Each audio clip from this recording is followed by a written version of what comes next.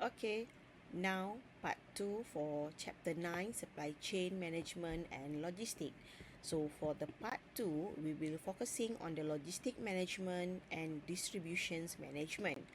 So for the learning objective, when you complete this chapter, you should be able to first explain what is logistic management, identify the type of shipping system, explain the distribution management, and also describe the sustainability in supply chain. Okay, so logistic management, the objective is to obtain efficient operation through the integrations of all material acquisitions, movement, and also storage activities.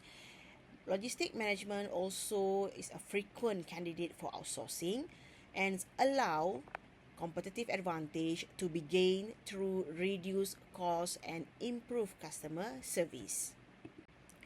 Okay, so we look into the shipping system. Shipping system have 6 type of it. The first one is trucking. Move the vast majority of manufactured goods. Chief advantage is the flexibility. The second one, we have railroads. Is capable of carrying large loads. Little flexibility, though containers and piggybacking have helped with this. The third one, we have what we call air freight. Fast and flexible for the light loads, but it may be expensive. Number 4, we have waterways, typically used for bulky, low value cargo and used when shipping cost is more important than speed. Okay, number 5, we have pipelines. It's normally being used for transporting oil, gas, and other chemical products. The last one, we have what we call multimodal. It's because it's combined the shipping methods commonly, especially in the international shipments, and is aided by standardized container. Okay, so now we look into the distribution management.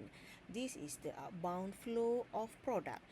Okay, for this one, we will have rapid response, several product choice, and also include the services.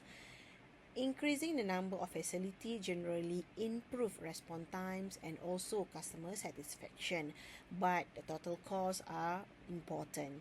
So for this one, we have facilities, packaging, and logistic. We have selections and developments of dealers or retailer, and also we will have downstream management as important as the upstream management.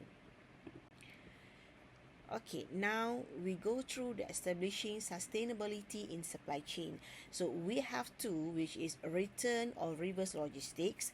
Okay, we have closed loop supply chain. So return or reverse logistics is sending the return product back up the supply chain for resale, repair, reuse, remanufacture, recycling, or disposal. While closed loop supply chain is the proactive design of a supply chain that tries to optimize all forward and reverse flow, and also is prepared for return prior for product introduction. These are the difference between the forward logistic and reverse logistic. So we have several issues like forecasting, where forward logistic relatively straightforward and reverse logistic more uncertain. For product quality, under forward logistics is more uniform, while in the reverse logistics not uniform. Product packaging for forward logistic is uniform, but for reverse logistic often damaged.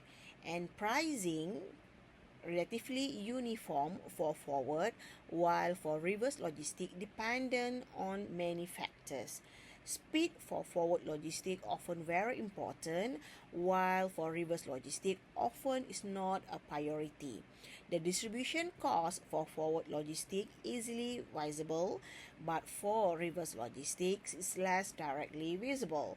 And for inventory management, forward logistic more consistent, while in the reverse logistic is not consistent. So that's all for part 2. Thank you for your attentions and participations. Hope to see you in another chapter. Thank you.